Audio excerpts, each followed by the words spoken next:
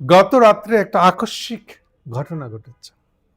অনেক কারণে এটা আকস্মিক, অনেক কারণে এটা একটা খুব তাৎপর্যপূর্ণ ঘটনা। গতকাল রাত্রে 12টার ঠিক আগে প্রকাশিত হয়েছে, কিন্তু ডেফিনেটলি বিষয়টা 8টা-9টার দিকেই শুরু হয়েছে। সেটা হলো এই প্রথম ইউনূস সাহেবের কোনো বিশেষ সহকারী বা উপদেষ্টা পদত্যাগ করছে। মনে রাখবেন 5ই আগস্টে যে উপদেষ্টাগুলো নিয়োগ দেওয়া হয়েছে, তার কিছুদিন পরে বিশেষ সহকারী নিয়োগ দেওয়া হয়েছে।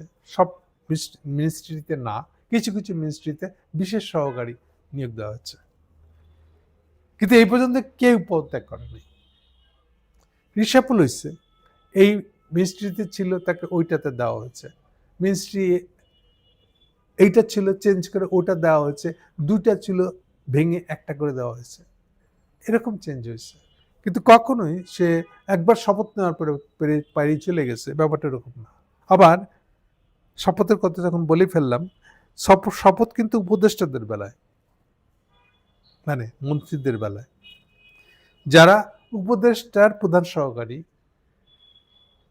বা না প্রধান উপদেষ্টার সহকারী, তারা তাদের শপথ নেওয়ার বালাই নেই, ফলে তারাও কেউ পদত্যাগ করে নাই। তারা স্ব একটা চিঠি পাইছে, ইউনূস সাহেব তাদেরকে একটা চিঠি দিচ্ছে, আপনাদেরকে সহকারী হিসেবে নিয়োগ দেওয়া হলো। তো ওনারা সহকারী নিয়ে কাজ করতেছেন, ফলে এই পর্যন্ত সহকারী হিসেবেও কাউকে ছাঁটাই করা হয় নাই, যেন আপনি বাড়ি যান, এটা বলা হয় নাই কাউকে। অথবা প্রধান উপদেষ্টার সহকারী যারা, তারাও নিজেরাই স্বেচ্ছায় পদত্যাগ করছে, তাও না। এমনকি আলী রিয়াজ বিদেশে ঘুরে আসছেন, তাও না। সেখান থেকে চেঞ্জ হয়েছে, তার পদ চেঞ্জ হয়ে গেছে না, তাও না। কোনো কিছুতে কেউ পদত্যাগ করছে এরকম কোনো ঘটনা আমরা পাই নাই, এই প্রথম পাইলাম। কে পদত্যাগ করেছে? স্বরাষ্ট্র মন্ত্রণালয়ের প্রধান উপদেষ্টার বিশেষ সহকারী খোদাবক্স চৌধুরী। আমি আপনাদেরকে একদিন এখন থেকে 2 দিন আগে বলেছিলাম যে স্বরাষ্ট্র উপদেষ্টা জাহাঙ্গীর সাহেব, তিনি এই পদ ছেড়ে দিয়ে শুধু কৃষি উপদেষ্টা থাকতে চাচ্ছেন। এটা অলরেডি অনেক আলাপ হয়েছে। ফাইনালি গতকালকে বলেছিলেন যে উনি আপাতত এটাকে থেমে রাখার চেষ্টা করছেন। আমি যতটুকু জানি তিনি অফিস করছেন না, মানে স্বরাষ্ট্র মন্ত্রণালয়ের অফিসে বসছেন না। পরশুদিন বোধহয় একবার আসছিলেন, কিছু কাগজপত্র যেটা হ্যান্ডওভার ফাইনাল করে দেওয়ার জন্য, সেটার জন্য সই করার জন্য আসছিলেন। উনি আর অফিস করতেছেন না রেগুলারলি। বাট তাহলে কালকে এই খোদাবক্স চৌধুরী পদত্যাগ করলেন কেন? যেটা বলছিলাম, আমি প্রথম দিনের আলোচনায় বলেছিলাম যে জাহাঙ্গীর সাহেব ইউনূসের গভর্নর না, ওয়াকারের গভর্নরও না, অ্যান্টি ওয়াকার বলা যেতে পারে। উনি এক্স মেজর জেনারেল, মানে একসময় মইনের আমলে মইনের ডেপুটি, মানে চিফ অফ স্টাফ ছিলেন।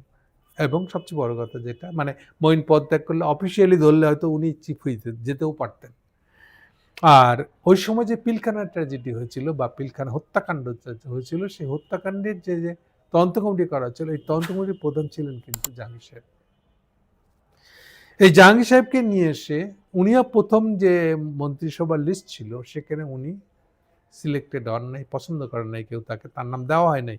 তার নাম দেওয়া হয়েছে পরে, 2 সপ্তাহ পরে, যখন এই ব্রিগেডিয়ার সাখাওয়াতকে সরে দেওয়া হয় স্বরাষ্ট্রমন্ত্রী পদ থেকে। তো তখন থেকে উনি আছেন আসলে বেসিক্যালি। এখন এই যে এটা ওনার ইনসাফের বাইরের লোক কিন্তু নিতে হচ্ছে। আমি ব্যাখ্যা দিয়েছিলাম এটাকে কাভার করার জন্য উনি খোদাবক্স চৌধুরীকে এখানেই প্রধান সহকারী হিসেবে নিয়োগ দিয়েছিলেন। সব মন্ত্রণালয়ে কিন্তু উপদেষ্টা থাকা সত্ত্বেও প্রধান সহকারী নাই।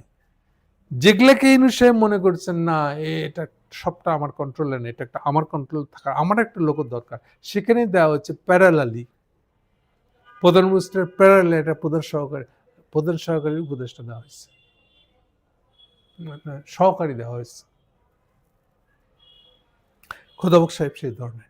আমি এমনও বলেছিলাম খোদাবক্সের কাজ ছিল আসলে এখানে যা যা হচ্ছে এটা ইউনূস সাহেবের কাছে গিয়ে কানে কানে বলে আসা। কানে কানে কেন? কারণ এর কোনো ফর্মাল রূপ নেই। কি হচ্ছে যেটা তার বিরুদ্ধে চলে যাবে হয়তোবা মনে হচ্ছে। এই ধরনের রিপোর্টিং গুলা খোদাবক্স চৌধুরী করতেন। তার চেয়ে বড় কথা হলো আসলে খোদাবক্স চৌধুরীর ব্যাকগ্রাউন্ড হলো আপনার আমলা হিসেবে তার ব্যাকগ্রাউন্ড হলো বিএনপি ২০০১ সালের সরকারের সময় তার উত্থান কিন্তু। অর্থাৎ উনিও সেই অর্থে বিএনপি ঘরানার। ওকে, তাহলে ইউনূস সাহেবের এই বিশেষ সহকারীটাকে হত্যা করতে হলো কেন? এটার ঘটনা কি? এ সম্পর্কে আমার যে অনুমান, আমার ব্যাখ্যা, সেটা এখন আপনাদের সামনে পেশ করব। আমি এর আগে গতকালকে বলেছিলাম যে ফাইনালি জাহাঙ্গীর সাহেব যখন জানায় দেন যে উনি থাকতে চাচ্ছেন না, উনি থাকবেন না। এটার মধ্যে ফারাক হলো যে উনি ডিটারমাইন্ড উনি থাকবেন না। এই কথাটা চাউর হওয়ার পরে যখন খলিল সাহেবকে আনার চেষ্টা কথা উঠেছিল, দেন এটা নিয়ে আপত্তি দেয় হলো হাদি রিলেটেড যারা আছে তারাই মেসেজটা পৌঁছে যে তারা খলিল সাহেবের পছন্দ করছে না। কেন? কারণ খলিল সাহেব অজিত দোভালের সাথে দেখা করে আসছেন। তাদের চোখে খলিল সাহেব হলো ইন্ডিয়ানের সাথে অ্যারেঞ্জ করে আসছেন, ফলে ওনাকে নিয়ে আসবে না। সো এটার কারণে এই মুহূর্তে ইউনূস সাহেব খুব জবুথু হয়ে আছেন হাদি ইস্যু নিয়ে। এটা কোন দিকে চলে যায় তার কোনো ঠিক নাই। ফলে ওদের কনসার্নটা তার কাছে খুব বড় একটা কনসার্ন। প্লাস আরেকটা প্রবলেম হলো যে উনি নিজেও চাচ্ছিলেন না যে খলিল সাহেবকে তার একমাত্র সবেদর নীলমণি একে দিয়ে আর কয়টা কাজে লাগাবেন। এটাকে দিয়ে তার অনেক বিদেশি কাজকর্ম আছে, ডিপ্লোমেসিতে অনেক কাজে লাগে তার। তো ওনাকে ফালাই দিয়ে উনি এখন তাকে যদি এখন স্বরাষ্ট্রমন্ত্রী দেওয়া হয় তাহলে তার ওই কাজ করা যাবে না। তো ওনারও একটা অনাগ্রহ ছিল আসলে। ফলে ফাইনালি ওইটা যখন ওরা ফেরত দিচ্ছে, যেটা দেবে না, বদলাবে না, আবার জাহাঙ্গীর সাহেবকে রিকোয়েস্ট করতে গেছে, দেন এই প্রসঙ্গটা উঠেছে যে ঠিক আছে এবার আসেন আমি খোদাবক্স চৌধুরীকে সরাই দিচ্ছি। সো এটা হচ্ছে সেই অ্যারেঞ্জমেন্ট বলে আমি মনে করি যে খোদাবক্স চৌধুরীকে সরাই দিলে পরে তাহলে বোধহয় তাহলে যদি জাহাঙ্গীর সাহেব রাজি হয় থেকে যেতে। সো খোদাবক্স চৌধুরীকে সরিয়ে দেওয়াটার অর্থ আমার কাছে জাহাঙ্গীর সাহেবকে রেখে দেওয়ার পক্ষে আরেকবার রিকোয়েস্ট করা। আসেন, এখন প্রশ্ন হলো যে খোদাবক্স চৌধুরী এই জন্য পত্রপাঠ বিদায় হয়েই গেছেন কালকে, শুধু হয়ে গেছেন না, একেবারে রাষ্ট্রপতির সইও হয়ে গেছে, ফলে কেস খাতম। কাজে এই অবস্থা আর খোদাবক্স চৌধুরী ফেরত আসার ইমিডিয়েট কোনো সম্ভাবনা নাই। প্রশ্ন হচ্ছে যে তাহলে কি জাহাঙ্গীর সাহেব ফিরে আসবে? এটা সম্পর্কে আমার একটা অনুমান, আমার অনুমানটা আমি বলে দিই।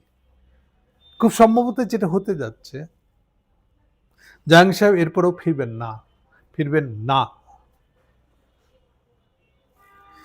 জাহাঙ্গীর সাহেব স্বরাষ্ট্র মন্ত্রণালয়ে আর কোনো দায়িত্ব নিতে চাইবেন না।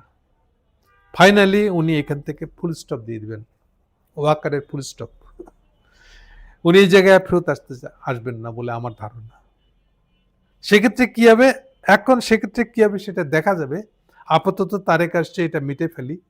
7-10 দিন এখন ব্যাপারটা খুব বড় একটা ইস্যু হবে, এটা দেখে নেই, তারপরে আমরা এটা নিয়ে শেষ করব। এই বলে আজকের মতন শেষ করলাম। Thank you.